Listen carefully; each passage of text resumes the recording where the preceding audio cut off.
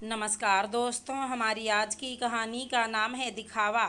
ये क्या भाभी, इस बार तो अच्छी तैयार होती, ऐसी भी क्या कंजूसी। मेरे ससुराल वाले तो आपका ही इंतज़ार कर रहे थे कि मुंबई वाली भाभी कैसी तैयार हुई होंगी, और आप नाक कटा दी आपने तो मेरी। चिढ़कर बोली ननद प्रियंका।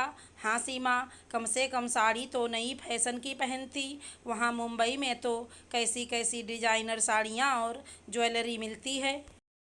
और फैशन इतने साल से रह रही है, लेकिन फैशन सेंस तक नहीं आया तुझे। अरे तुझसे तो ज़्यादा फैशनेबल हम लग रहे हैं। तुम्हारी वही बनारसी साड़ी और जूड़ा, थोड़ा बदलो अपने आप को। जेठानी जी ने भी सुर मिलाया, लेकिन बिना कुछ जवाब दिए चुपचाप मायरे की तैयारी करने में लगी हुई थी सीमा।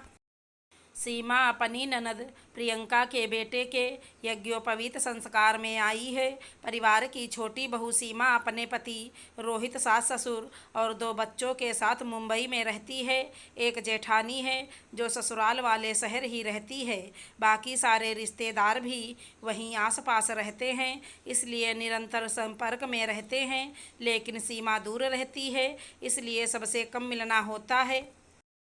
शायद इसलिए हर फंक्शन में सबको उसका इंतज़ार होता है।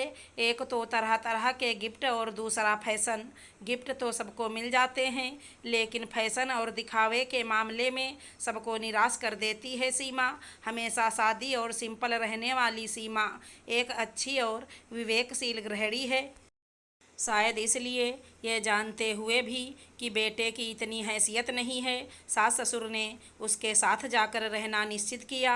जेठानी और ननद टिकट खर्च होने के डर से कभी आती तो नहीं है, लेकिन ऐसा समझती हैं जैसे बड़े शहर में रहती है, इसलिए हीरोइन की तरह रहती होगी सीमा, और उसका पति बहुत पैसा कमाता होगा।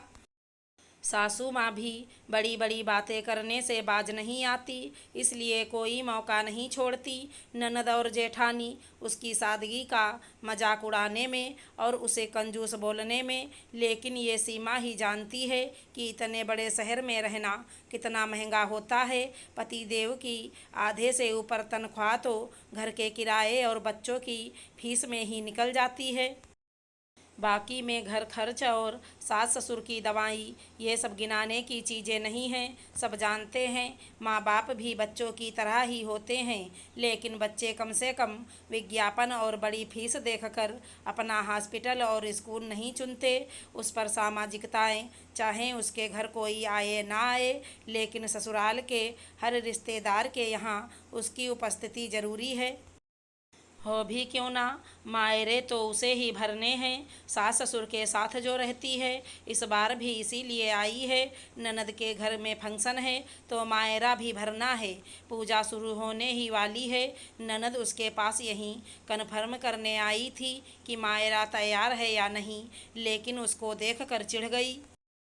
निसंदेह कोई पुरानी या गंदी साड़ी नहीं पहनी है सीमा ने, लेकिन जो लोग ज़्यादातर साड़ी पहनते रहते हैं उन्हें बदलते फैशन का भी ध्यान रहता है और ख़रीदने की इच्छा भी। सीमा को साड़ी पहनने की ज़रूरत तभी लगती है जब रिश्तेदारों के यहाँ फंक्शन हो, मतलब साल में 4-5 बार।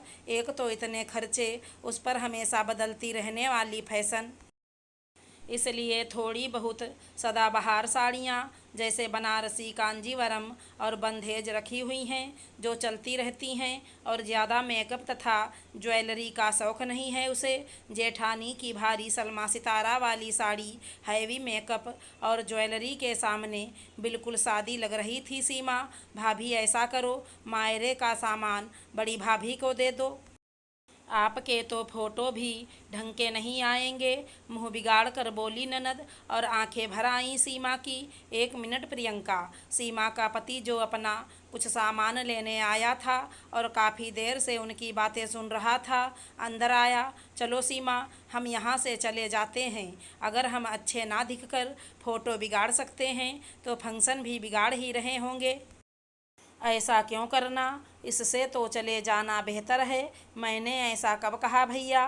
वो तो भाभी थोड़ी सिंपल लग रही हैं, इसलिए थोड़ी कंजूसी कम करनी चाहिए। माहौल हल्का करने के हिसाब से बोली प्रियंका।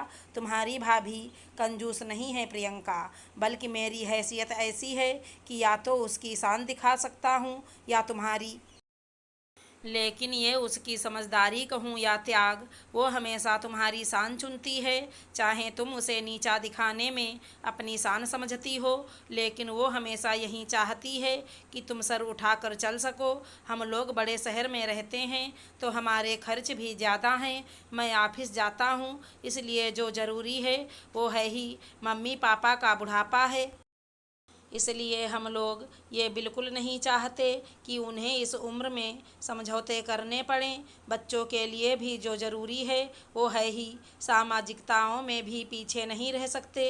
क्या तुम भी कभी चाहोगी कि किसी फंक्शन और राखी पर तुम्हें 3-4 हज़ार से कम की साड़ी मिले, या एक बार सोने की जगह चांदी के गिफ्ट से काम चल जाए, या तुम्हारे पति को कोई लोकल ब्रांड की शर्ट पैंट दी जाए? तो बचा कौन? ये तुम्हारी भाभी। उसकी इच्छाएं तो हम सबकी इच्छाएं पूरी करने में ही दम तोड़ देती हैं, फिर भी कुछ नहीं कहती।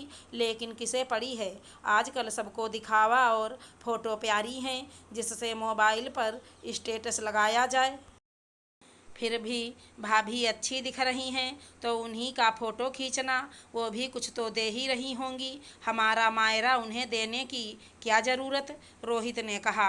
अरे तुम तो बुरा मान गए भैया, मेरा मतलब वो नहीं था, सकपकाते हुए बोली प्रियंका। तुम्हारा जो भी मतलब हो, लेकिन एक बात याद रखना, अगर तुम्हारी भाभी ने सचमुच कंजूसी शुरू कर दी ना, तो सबसे पहले तुम्हारा सर नीचा होगा, क्योंकि एक वो ही हैं जो दुख झेल कर भी तुम लोगों के नखरे उठाती हैं। वरना दूसरों को देख लो, खुद 5 हज़ार की साड़ी पहनते हैं और तोहफे में 500 का गिफ्ट देते हैं, वो भी प्राइज टैग के साथ। रोहित की बात पूरी होने से पहले ही भाभी खिसक ली थी वहाँ से, और चकित सी सीमा गर्व से देख रही थी अपने समझदार पतिदेव को। और प्रियंका वहीं खड़ी थी चुपचाप सी, शायद हिम्मत जुटा रही थी माफ़ी मांगने की। अगर हमारी कहानी पसंद आई हो तो चैनल को लाइक शेयर सब्सक्राइब करें। धन्यवाद दोस्तों।